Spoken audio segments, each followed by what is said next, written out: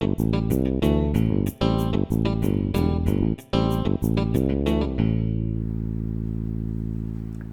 campers, just got back from a quick camping trip and I wanted to make a quick video on shelters because that's what the blog was about. Unfortunately, I chose a really bad weekend to do that. Well, maybe not unfortunately, it was a good exercise in dealing with a bad situation. I went camping overnight and wanted to set up a tarp shelter, a very basic tarp shelter that I carry with me at all times. And I did that, and it rained and the wind blew for 12 hours, and the wind blew really hard.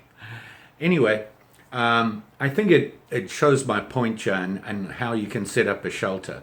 I learned a couple of things. After all, that's why we're here. We're learning about it. So what I did wrong was the sticks I used to peg into the ground weren't long enough, and basically what happened, they pulled out of the ground with those heavy gusts of wind and basically destroyed the shelter and I think one of my phones.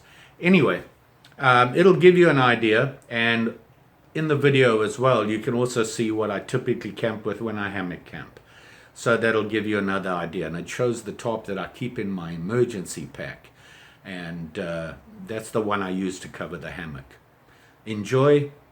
Don't forget, like, share, subscribe. Stop by my website, novicesurvivalist.com. Thanks for watching. Enjoy.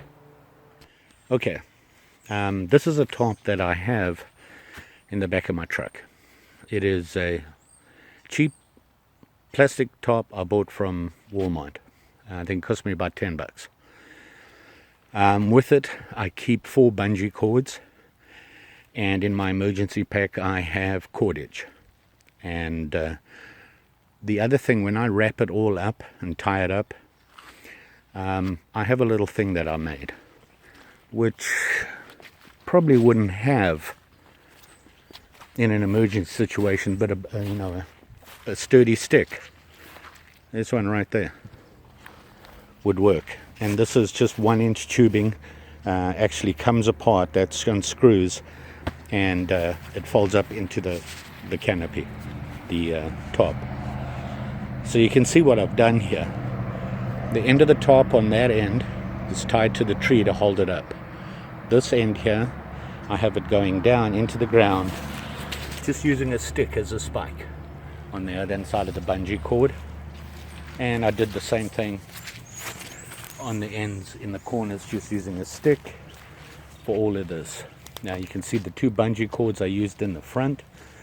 One of the reasons I like to do that is they're a little bit more flexible, and when the wind really gets going, nothing's going to tear as easily. It'll give more, and you can also allows you to raise the roof more off the ground.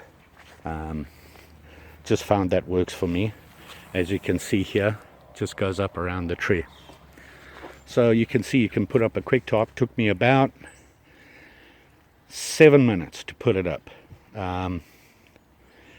And I wanted to explain something else. This cordage here that I have around the tree is from my emergency pack.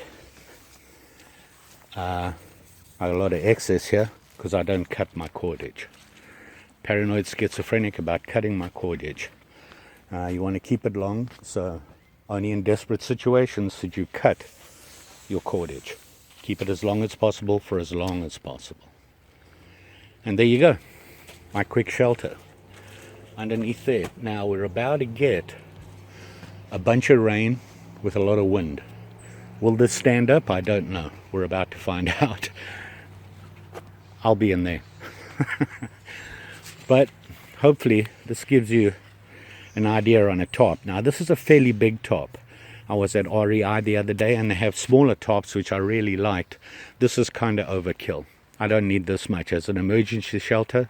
Probably half the size would work, and I'd be able to get in there almost like a cocoon.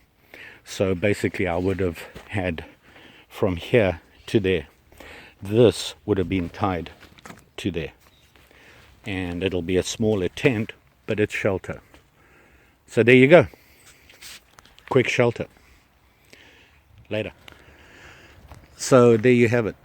That would be my top. I carry it, actually fits in my emergency bag. It's pretty small, comes in a small pack, and it is a Yukon Outfitters top. It is actually a diamond shaped top, and that goes in my emergency kit. The rest of the stuff, the hammock and everything, not so much. I have a blanket, emergency blanket, that sort of thing, but this top should be enough for me, give me enough shelter.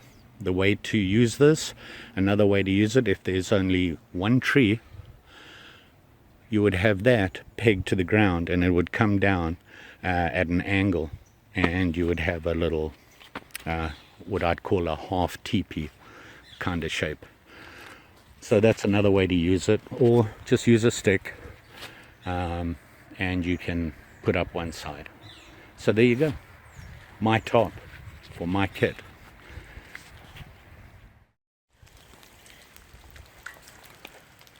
Well, we're up. Let's go survey the damage. Yeah, not good.